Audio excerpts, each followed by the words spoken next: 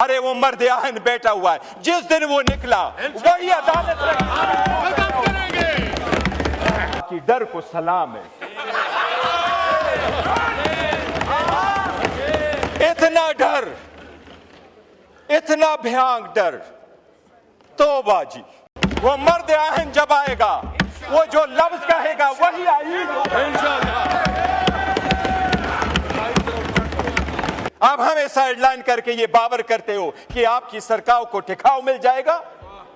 हर सरकार को ऐसा टिकाव मिलता है कि आप पार्लियामेंट इस कदर मजबूत होती है। अरे वो मर्द आहन बैठा हुआ है, जिस दिन वो निकला वही अदालत खत्म करेंगे इसको इंशाअल्लाह। अरे वो आपकी सोच पे सलाम है, आपकी डर को सलाम है। इतना डर, इतना भयानक डर। तौबा जी, कि वो दरवाजा न खुले, कोई उससे मिले ना, मैसेज ना आए। एक न्यूक्लियर स्टेट के सरबरा बाहर मुल्क में बैठ के, बाकू में बैठ के वो अप्रूवल करा रहा है। इस तरमीम को हम बाकू तरमीम कहते हैं। इस बाकी तरमीम को, इस बाकू तरमीम को, इस सुबह बेनूर को हम नहीं मानते, अवाम नहीं मानते, नहीं मानते, नहीं मानते, नहीं मानते। जरदारी तो अपने केसेस पहले मर्तबा में पार्क लेन वाले रेफरेंस में 4 अरब रुपए की करप्शन है। क्या करप्शन में आप पेश होकर के नहीं कह सकते कि मैं बेगुनाह हूं? आप नहीं कह सकते इसमें एविडेंस नहीं है? क्या आप ये सिर्फ ले रहे हैं कानून का सामना कि मेरे पास जो मर्जियों में करूं, मैं कानून से बाला तरूं?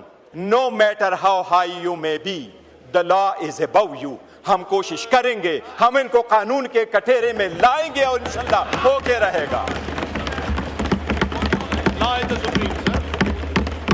अरे क्या खाम ख्याली में रहते हो? वो मर्द आहन जब आएगा, वो जो लफ्ज कहेगा वही आएगा इंशाअल्लाह। अगर आजमा के देखना है, अगर आजमा के देखना है, अगर आजमा के देखना है तो किसी इतवार बाजार में जाके देखो, किसी जुमे पे जाके देखो, किसी फौजी पे जाके देखो। हरे आईन और कानून उसकी मरूनी मिन्नत है, करो। आपको जो ईवान में तरमीम लाई जा रही है, जनाब स्पीकर, ये तरमीम अगर प्रोसेस हो जाएगी और इस ईवान से ये अप्रूव होकर चली जाएगी, मैं समझता हूं और हम सारे यही समझते हैं कि इसके साथ जमहूरियत बराए नाम रह जाएगी।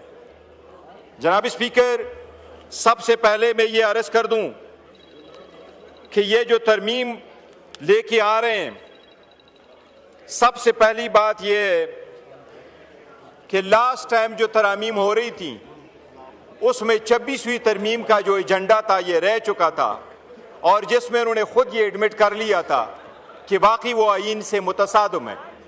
वो एजेंडा दोबारा ये रिकॉर्ड पे ला करके अपने मेजॉरिटी के बलबूते पे ये ख़त्म करना चाह रहे हैं। जनाब स्पीकर, ताकत के बलबूते और जनाब स्पीकर अपने ज़ाती मफादात के लिए जो लोग इमारतें तामीर करते हैं, लोग उनको अपने अवामी और नेशनल मोनूमेंट नहीं समझते। अवाम उनको गुलामी की यादगारें समझते और उनके मिटाने की कोशिश करते हैं। आपका ये पिरामिड बनने से पहले गिरेगा। तारीख में पहली मर्तबा, दुनिया की तारीख में पहली मर्तबा एक न्यूक्लियर स्टेट के सरबरा बाहर मुल्क में बैठ के, बाकू में बैठ के वो अप्रूवल करा रहा है। इस तरमीम को हम बाकू तरमीम कहते हैं। इस बाकी तरमीम को, इस बाकू तरमीम को, इस सुबह बेनूर को हम नहीं मानते, अवाम नहीं मानते, नहीं मानते, नहीं मानते, नहीं मानते। जनाब स्पीकर, मुकद्दस जिम्मेदारी है, ऐवान कह रहा है, आईन कह रहा है, उसके इब्तिदाई अल्फाज प्रियम्बल के यही है। इब्तिदा के अल्फाज, आईन के इब्तिदाई अल्फाज यही है कि जब वोट उठाएंगे तो अपनी जिम्मेदारी ईमानदारी के साथ आवाम के लिए और जमहूरियत के लिए इस्तेमाल करेंगे।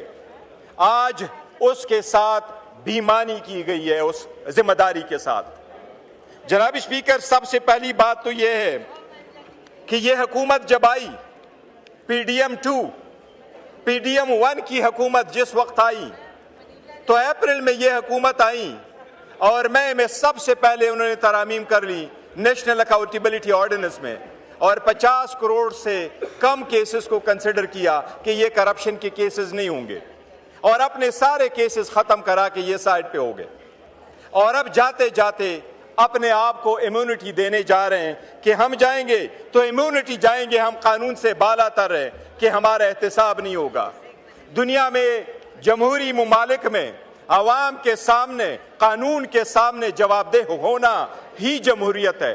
कानून के सामने जवाबदेह होने ही कानून की बालादस्ती है।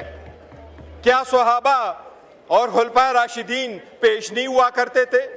क्या जमहूरियत में आपने नहीं देखा उस जमहूरियत को सलाम जिसमें प्रिंस हेनरियो को क्वीन एलिजाबेथ जब जिंदा थी तो उसने उसको कहा, न्यूयॉर्क में आपके खिलाफ एक लड़की ने सिविल सूट फाइल किया है, लेकिन मेरा बेटा प्रिंस के हैसियत से उसको डिपेंड नहीं करेगा, मैं अपने बेटे से टाइटल ले लेती हूं और वो रॉयल की हैसियत से वहां नहीं जाएगा।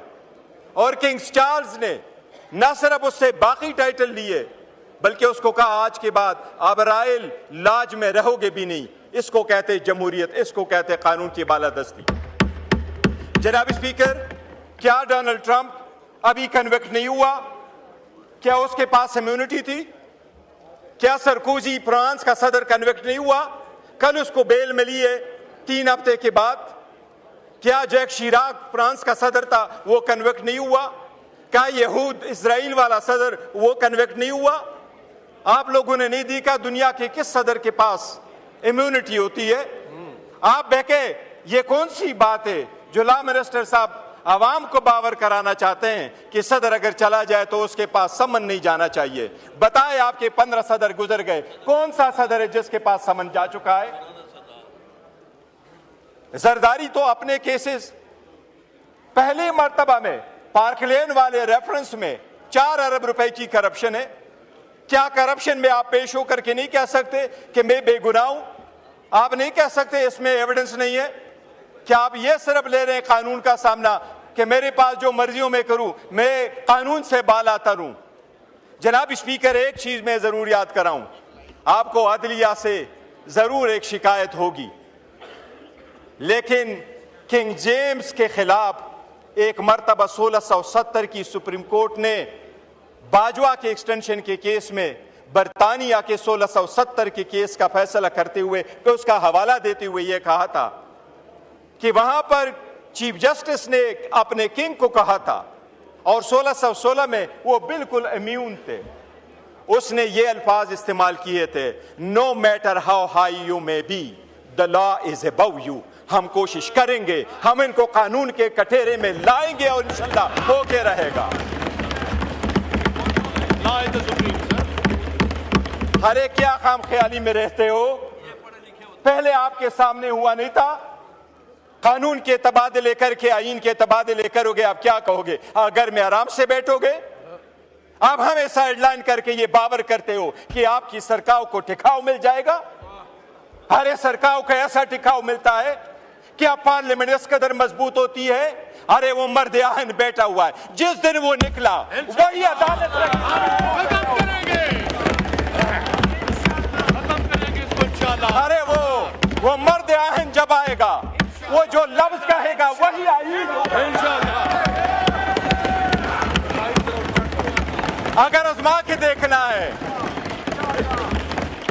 अगर आजमा के देखना है, अगर आजमा के देखना है तो किसी द्वार बाजार में जाके देखो, किसी जुमे पे जाके देखो, किसी फौजी पे जाके देखो।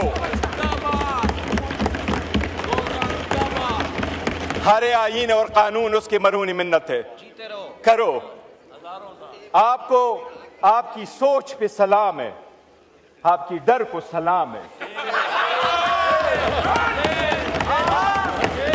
इतना डर, इतना भयानक डर, तौबा जी, कि वो दरवाजा ना खुले, कोई उससे मिले ना, मैसेज ना आए।